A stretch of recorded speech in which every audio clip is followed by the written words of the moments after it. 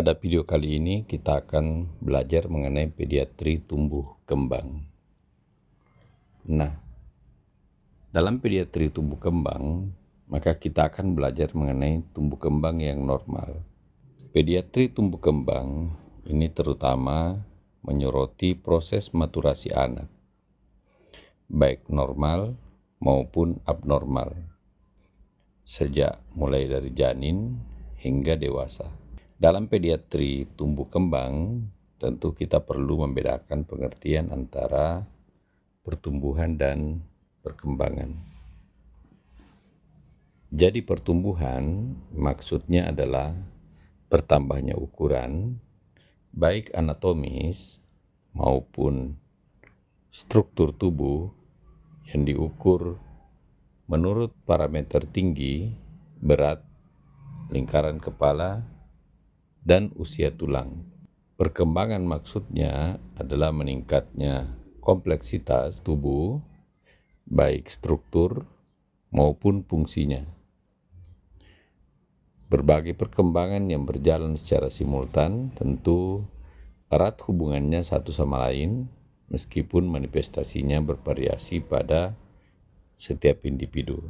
Semua anak tentu mengikuti pola perkembangan yang sama, yaitu mereka akan melalui patokan-patokan yang sama.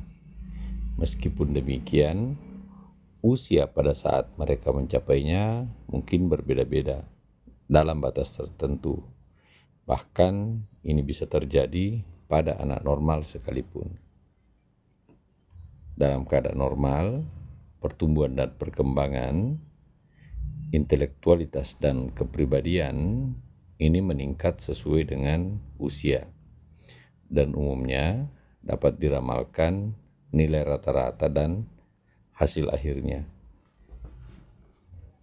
Dalam keadaan abnormal, terdapat penyimpangan yang akhirnya bisa menghasilkan sejumlah ketidakcocokan antara kemajuan somatik, kognitif, dan afektif. Hasil akhirnya seringkali sama sekali tidak dapat diduga. Dalam pediatri tumbuh kembang ini, kita juga akan belajar mengenai faktor-faktor yang mempengaruhi tumbuh kembang.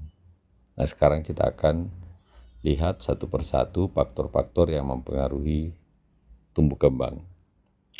Yang pertama itu adalah keturunan. Keturunan mempengaruhi batas kapasitas setiap anak dalam mencapai kematangan struktur dan fungsinya yang optimal.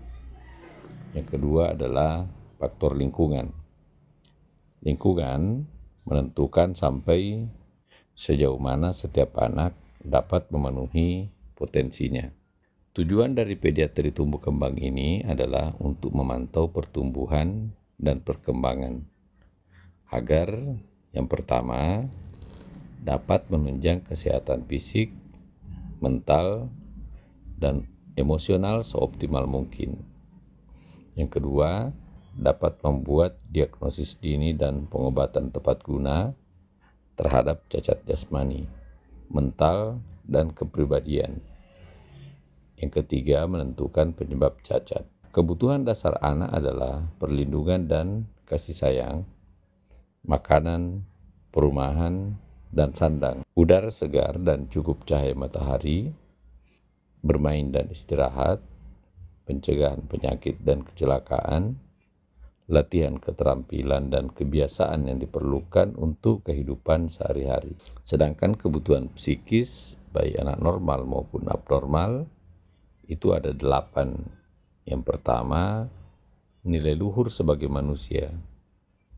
Tentu berbeda dari binatang ataupun mesin, dapat menghargai diri sendiri karena merasa dihargai sebagai individu. Kebutuhan psikis anak yang kedua adalah perasaan dicintai. Yang ketiga, rasa aman karena merasa memiliki.